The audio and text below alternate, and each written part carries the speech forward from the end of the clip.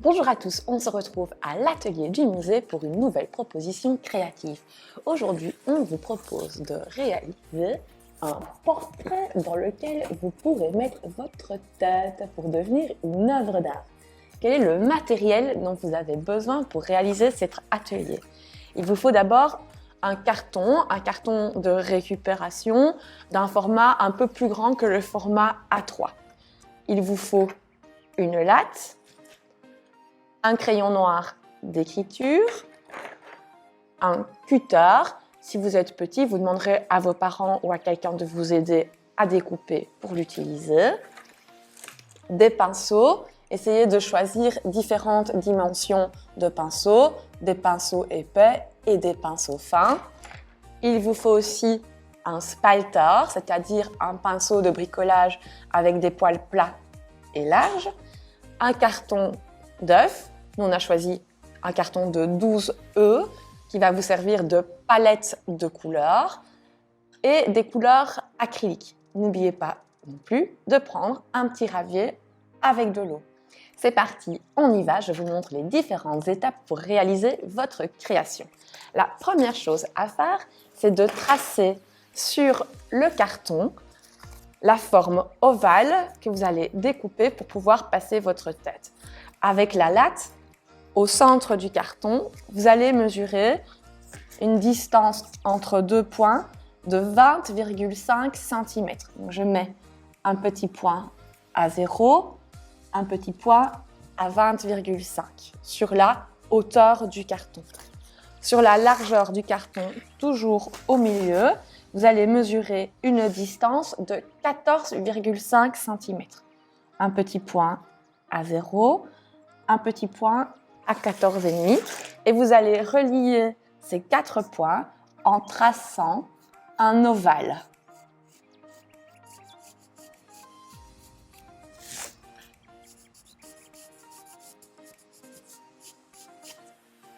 Une fois que vous avez tracé votre ovale, on va maintenant le découper à l'aide du cutter. Si vous êtes petit, n'hésitez pas à demander à un adulte de le découper pour vous. C'est parti, on y va. Je sors la lame de mon cutter. Je vais me lever pour avoir plus facile à découper. En avant, c'est parti. Faites bien attention, évidemment, à ne pas vous blesser. Comme le carton est un peu épais, je peux repasser plusieurs fois sur ma découpe pour être sûr de bien le détacher du support.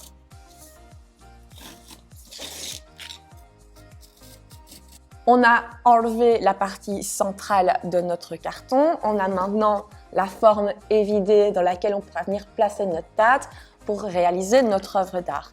On va maintenant tracer les éléments du décor de ce chef-d'œuvre. On va d'abord réaliser le pourtour, la zone qui constituera le cadre de notre chef-d'œuvre.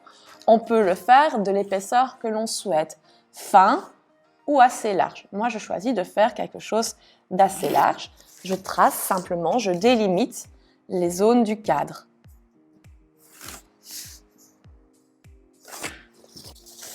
Dans ce cadre, aux 4 coins, je vais même aller réaliser un petit motif circulaire qui fera la décoration de mon cadre, que je pourrais mettre dans une autre couleur. S'il y avait des gros clous ou des gros cabochons au coin du cadre. Je vais maintenant réaliser les parties de l'anatomie de mon personnage. Je vais commencer par réaliser la forme du cou. Je vais essayer de faire la même chose de manière symétrique de l'autre côté. Je vais habiller maintenant le cou, le buste de mon personnage. Je vais choisir de lui faire comme une grande collerette.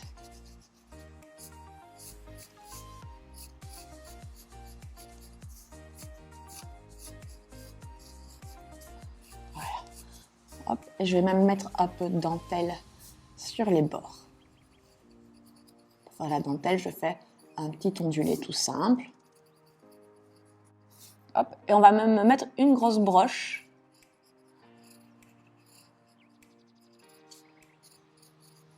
ici au centre. Et on peut faire même des motifs par exemple des lignes.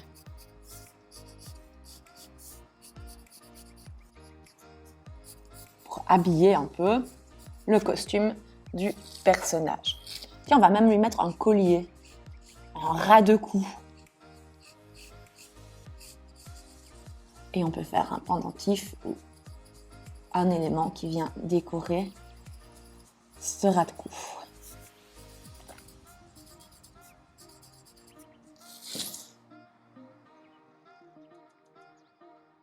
Une fois que j'ai réalisé le vêtement qui habillait le buste du personnage, je vais maintenant réaliser sa coiffure. Moi, je choisis de lui faire une grosse choucroute, un gros chignon sur la tête, qui va prendre beaucoup de place dans l'espace de mon cadre. Plus c'est imposant, plus ça va être rigolo. Je vais même placer une petite couronne dans les cheveux. Et sur cette couronne, je vais de nouveau venir dessiner quelques petits cercles qui seront des petites pierreries qui viendront orner la couronne, le diadème. Je vais aussi lui faire des grosses boucles d'oreilles. Et je vais aussi décorer le fond, l'arrière-plan du personnage, comme s'il y avait une tapisserie. Et moi, j'aime encore bien les motifs de lignes, les motifs géométriques. Donc je vais tracer des lignes qui ne passent pas dans mon dessin, comme si elles étaient à l'arrière de mon dessin.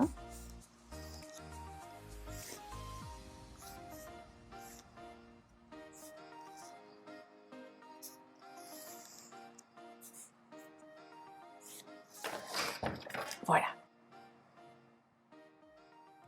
Maintenant que nous avons tracé les grandes lignes de notre chef-d'œuvre, on va pouvoir réaliser la mise en couleur. On a choisi de travailler avec de la peinture liquide acrylique, qui est une peinture qui est couvrante, mais qui tache les vêtements à jamais. Si vous n'avez pas de peinture acrylique à la maison, vous pouvez évidemment utiliser de la gouache, ça fonctionne aussi.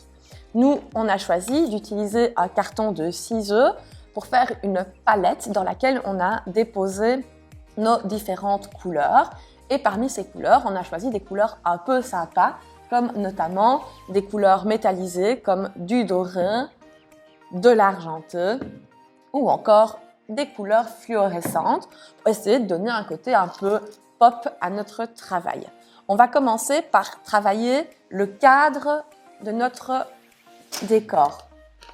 Et pour ce faire, je vais prendre un pinceau assez large ou le spalter si vous avez fait un cadre qui était vraiment de grande dimension. Avec le pinceau, je vais venir prendre de la couleur dorée et je vais l'appliquer toujours dans le même sens pour réaliser un bel aplat de couleurs. Je vais l'appliquer sur la partie que j'ai réservée pour le cadre. Quand vous faites un bel aplat, vous essayez aussi de bien tirer la couleur, de bien étaler en fait cette couleur en tirant celle-ci le plus loin possible avec votre pinceau.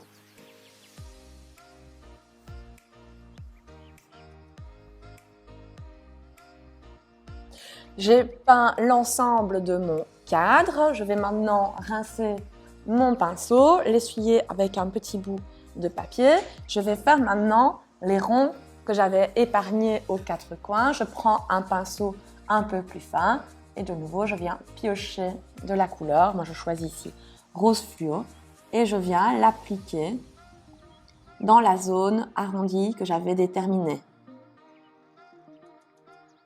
Si vous avez plus facile, vous pouvez faire tourner votre travail pour avoir chaque fois devant vous et ne pas mettre votre main dans de la peinture qui serait fraîche.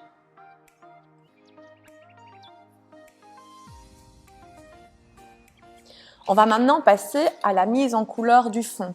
Là où j'avais tracé des lignes comme sur une tapisserie, je vais utiliser mon spalter assez étroit et je vais choisir ici ce petit vert-là et je vais peindre une bande sur deux avec ce vert. Toujours de nouveau pour faire un bel aplat, dans le même sens, en tirant la couleur.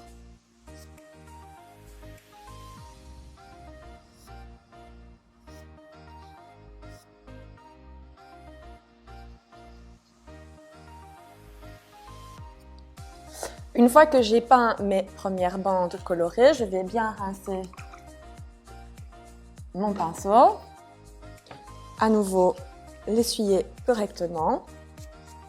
Et je vais venir mettre une autre couleur entre mes bandes.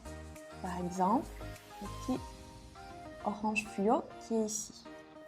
Donc, vous voyez, je fais chaque fois tourner mon carton pour avoir plus facile d'appliquer la couleur. Et c'est parti.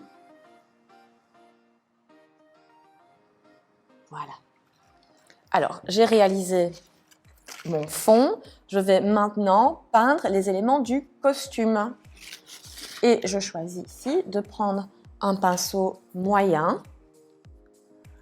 Je prends de la couleur et je vais venir réaliser avec une couleur foncée l'intérieur du vêtement.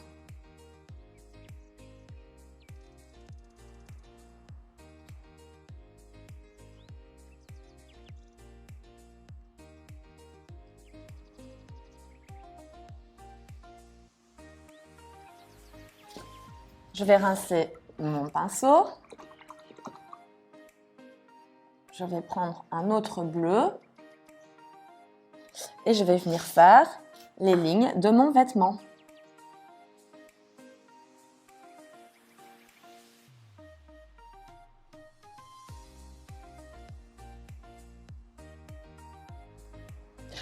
J'ai fini cette première partie de bande sur le vêtement. Je vais venir prendre maintenant à nouveau une autre couleur en ayant bien nettoyé mon pinceau au préalable et je vais venir l'appliquer entre les bandes.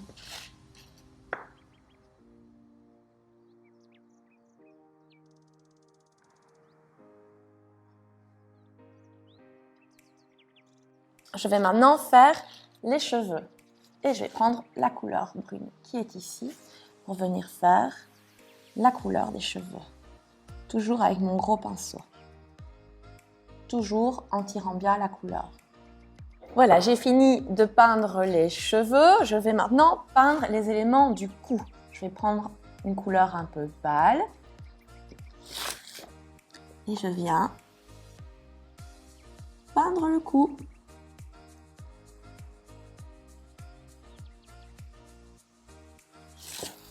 J'ai réalisé la couleur de la peau. Je vais maintenant rincer mon pinceau.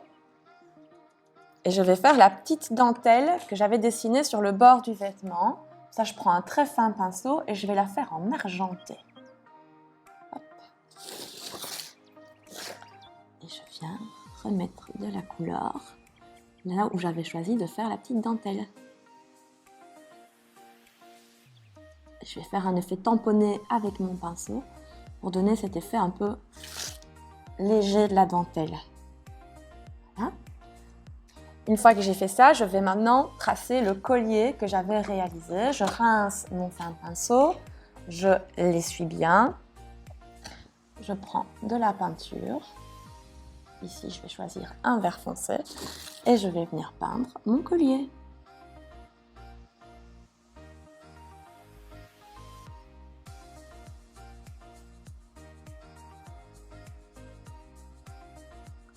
Il me reste pour le vêtement à peindre la petite broche que j'avais tracée ici. Je rince de nouveau bien mon pinceau. Je vais venir prendre par exemple du jaune et je vais venir faire une broche dorée.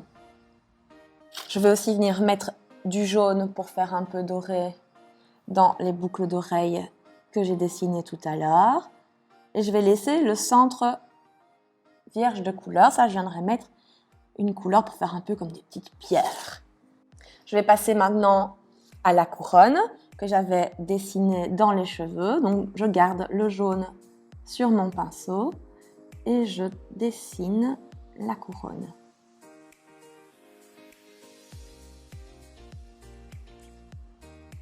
Le jaune, c'est comme les peintures métallisées, ce n'est pas très couvrant. Du coup, je vais attendre que ça sèche et je mettrai une deuxième couche. En attendant, toujours avec mon fin pinceau, je vais venir reprendre du rouge pour mettre dans la finalisation de mes petites boucles d'oreilles.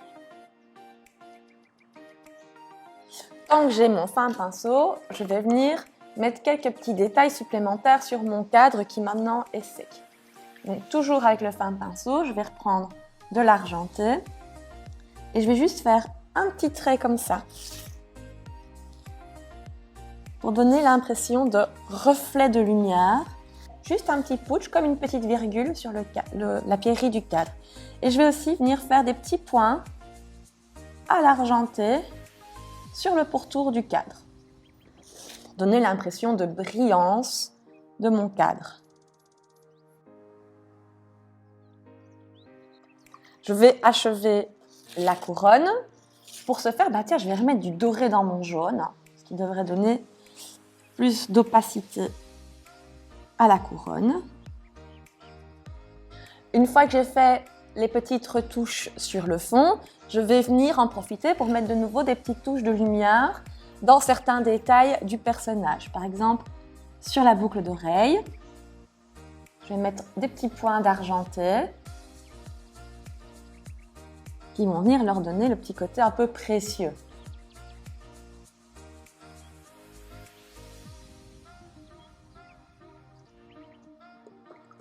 Pareil sur le collier, rappelez-vous, on avait prévu tout à l'heure de faire des petits ronds. Je vais venir les faire avec la peinture argentée. Si tout n'est pas bien sec, une petite astuce pour finaliser le travail avec de nouveau des petits détails, c'est de le sécher avant au sèche-cheveux. Venez, on y va.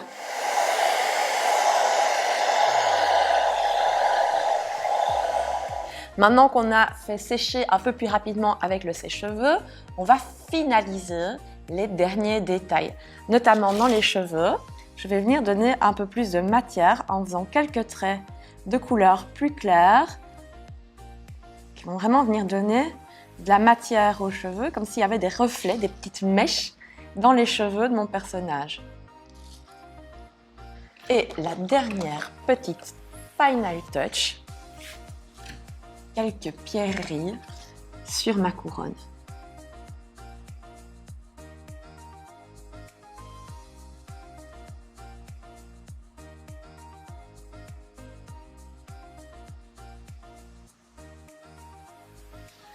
Et voilà! Une fois que vous avez terminé la mise en couleur et que votre travail est bien sec, il ne vous reste plus qu'à vous transformer en œuvre d'art. On se retrouve très vite à l'atelier du musée pour d'autres propositions créatives. À bientôt!